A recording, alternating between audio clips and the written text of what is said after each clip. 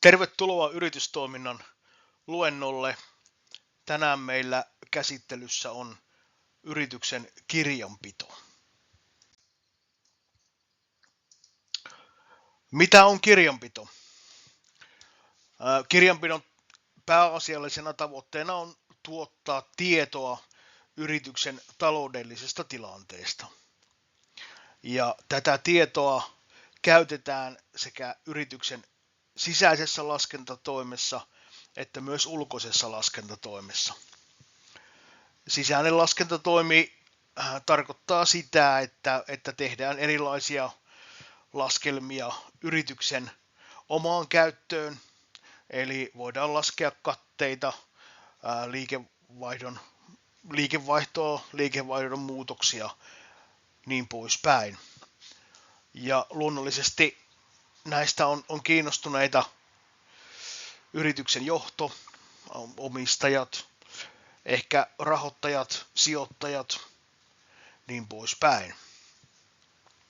Vastaavasti ulkoinen laskentatoimi tarkoittaa sitä, että laaditaan yrityksen toiminnasta laskelmia esimerkiksi verottajalle, rahoittajille, sijoittajille, jne.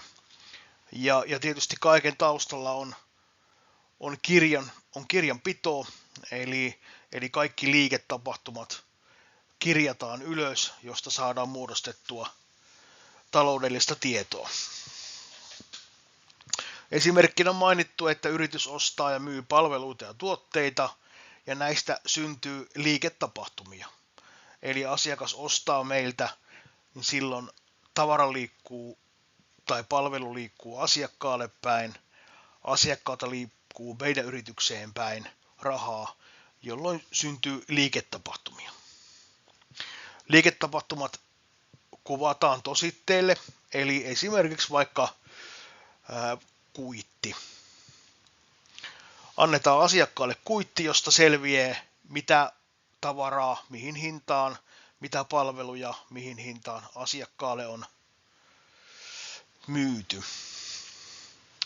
Tämä syntynyt tosite viedään yrityksen kirjanpitoon ja lopulliseen kirjanpitoon tai lopullisessa kirjanpidossa käytetään kaikki liiketapahtumia kuvaavat tositteet. No, tositteita on luonnollisestikin myynti- ja ostolaskut, käteiskuitit, erilaiset tiliotteet, siellä tapahtuneet varallisuussiirrot, matkalaskut, ylityölistat, niin poispäin. Eli näistä käytännössä kaikki on sellaisia, missä liikkuu rahaa ja raha-arvoiset palvelut tai tuotteet puoleen jos toiseen. No, kirjanpitolaki määrittelee, että kirjanpitovelvollisen on merkittävä kirjanpitoonsa liiketapahtumina menot, tulot, rahoitustapahtumat sekä niiden oikaisu- ja siirtoerät, esimerkiksi myyntisaamiset, ostovelat, näin poispäin.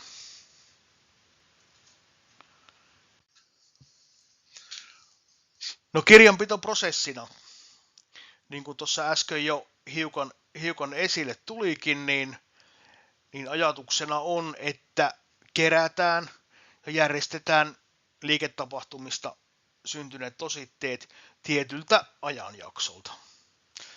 Esimerkkinä ja hyvin yleisesti käytetty periodi on kuukausi, eli kuukauden ajalta kerätään kaikki tapahtumat. Tapahtumat eritellään ja lajitellaan ja sitten rekisteröidään omille niin sanotusti tileille, kirjanpitotileille tiettyjen periaatteiden mukaisesti. Perustositteiden säilytysaika on 6 vuotta ja muu aineisto on 10 vuotta säilytettävä. Joka tapauksessa tästä aineistopankista, materiaalista laaditaan yritykselle laskelmat, josta käytetään niin kuin tilikauden osalta nimitystä tilinpäätös. No tilinpäätös, se laaditaan tilikaudelta. Yleensä se on 12 kuukautta. Voi olla pitempi esimerkiksi sen vuoksi, että yritys aloittaa toiminnan kuluvan vuoden vaikka syyskuussa, jolloin kuluvan vuoden syyskuusta joulukuuhun kertyvät tilitapahtumat kirjataan vuoden 2024 tilinpäätökseen. Eli saadaan poikkeuksellisesti venytettyä tilikautta enemmän kuin 18 kuukaudeksi. Se tilikauden 12 kuukauden pituus saa sijoittua miten vaan kalenterivuoteen. Hyvin tyypillistä on, että se sijoittuu tammikuun 1. päivän ja joulukuun viimeisen päivän väliin, mutta esimerkiksi vaikka urheilubisneksessä, puhutaan vaikka jääkiekosta, niin siellä voidaan käyttää sellaista periodia, että uusi tilikausi alkaa 1.5. ja päättyy huhtikuun viimeinen seuraavana vuonna. No, tilinpäätös kertoo yrityksen taloudellisen aseman tilikauden viimeisenä päivänä. Eli sen päivän tilanteen, ja ennen kuin tilinpäätös julkaistaan, niin taloudellinen asema on voinut hyvinkin muuttua sillä välillä. Tilinpäätös laaditaan 4 kuukauden kuluessa tilinpäätöspäivästä. Se hyväksytään, allekirjoitetaan ja lähetetään sekä kaupparekisteriin että verottajalle. Verottaja tekee sitten omat päätelmät tästä, tuleeko jälkiseuraamuksia vai onko jotain saatavaa takaisin ja niin poispäin. No, tilinpäätös sisältää taseen, joka jakaantuu vastaavaan ja vastattavaan, tuloslaskelman, rahoituslaskelman sekä liitteenä olevat tiedot vertailutiedottain. Eli tarkoittaa sitä, että jos laaditaan vuodelta 2023 tilinpäätös, niin siinä on mukana myös vertailuaineisto vuodelta 2022 ainakin. No, yrityksen koosta riippuen mikro- ja pienyrityksen osalta riittää tuloslaskelma ja tase sekä niiden liitetiedot. Eli ei tarvi rahoituslaskelmaa ja toimintakertomusta tehdä.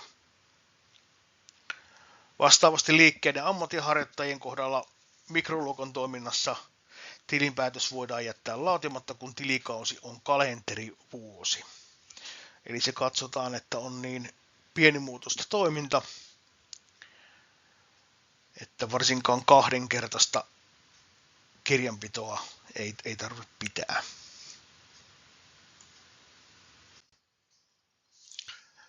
No, kuka on kirjanpitovelvollinen? Kirjanpitolaki säätelee kirjanpitovelvollisuutta. Oikeushenkilön osalta kirjanpitovelvollisia ovat avoin yhtiö, kommandiittiyhtiö, osakeyhtiö, osuuskunta, yhdistys, säätiö sekä muu yksityisoikeudellinen oikeushenkilö. No, luonnollisen henkilön kohdalta kirjanpitolaki määrittelee, että luonnollinen henkilö maatilatalouden ja kalastuksen harjoittajaa lukuun ottamatta on kirjanpitovelvollinen harjoittamastaan liike- ja ammattitoiminnasta. Sitten on kolme erilaista parametria, eli taseen määrä, liikevaihto sekä henkilöstön määrä, jotka määrittelee, onko kirjanpitovelvollinen vai ei. Eli jos taseen loppusumma on yli 100 tonnia, liikevaihto yli 200 tonnia ja palveluksessa enintään tai keskimäärin yli 3 henkilöä, ammatti- ja liikkeenharjoittaja ei ole velvollinen pitämään kahdenkertaista kirjanpitoa.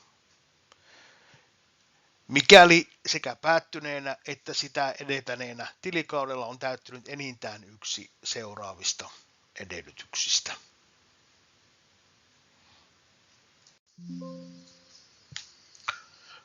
No, tilintarkastus. Tilintarkastus on osa yrityksen valvontajärjestelmää. Eli käytännössä kysymys on siitä, että todennetaan nämä liiketapahtumat, että reaalitapahtumat ja tositteet ja kirjatut tapahtumat täsmäävät ja sen mukaisesti myös sitten yrityksen velvollisuudet yhteiskuntaa kohtaan täyttyvät.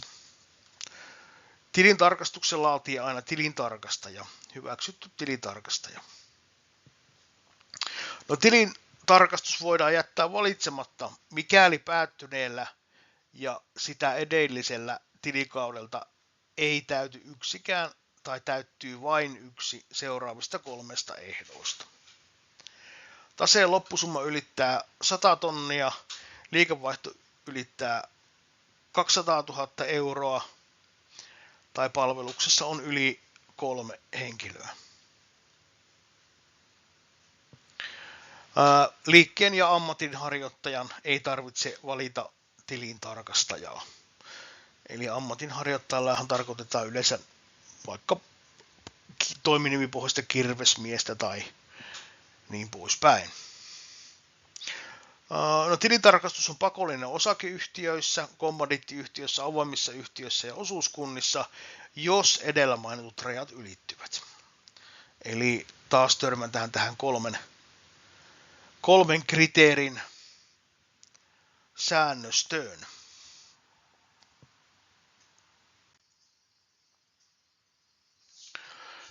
No, huomioarvoista vielä on se, että vaikka ostatte yrityksellenne kirjanpitopalvelut, mitä vahvasti suosittelen, niin loppupeleissä aina olette itse vastuussa tästä yrityksen tilinpäätöksestä, ylipäätänsä kirjanpidosta. Eli mikäli verottaja tai joku muu viranomainen näkee siinä huomautettavaa, niin loppupeleissä olette aina itse vastuussa. Joka tapauksessa suosittelen kirjanpitäjän palvelujen ostamista. Ensinnäkin kirjanpito on sillä tavalla haasteellista, että mikäli sitä ei ole kokemusta tai aivan varmaa eksaktia tietoa, niin siinä saattaa käydä huonostikin. Toisekseen se, että oikein asiansa omaava kirjanpitäjä pystyy antamaan teille erittäin hyviä taloudellisia vinkkejä yritystalouden suhteen. Eli pystyy kertomaan, mitä kannattaa tehdä, jotta saa ikään kuin maksimaalisen hyödyn vaikka fiskaaliasioista. Se maksaa hiukan, mutta on kyllä sen väärtikin sitten.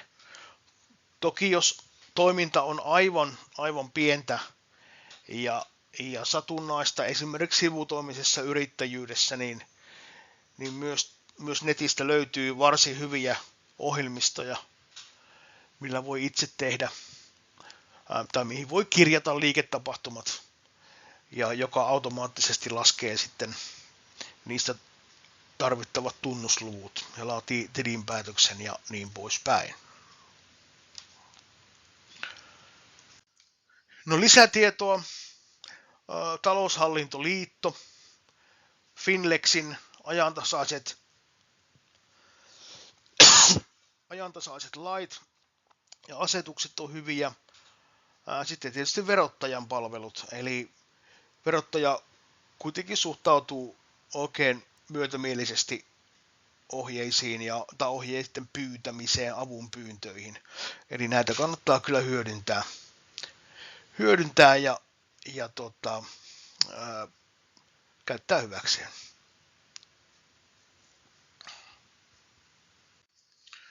Sitten täällä lopussa on tämä yrityskoon taulukko, eli luokitellaan on pien-, mikro- ja suuryrityksen rajoja mainittu. Eli täältä voitte tarkistella, mihinkä lokeroon teidän yritystoimintanne asettuu. Hyvä, kiitoksia tästä kerrasta. Jatketaan seuraavalla kerralla eri aiheesta. Ja tehtäviä tällä kertaa en laita teille tulemaan, eli nähdään ensi kerralla.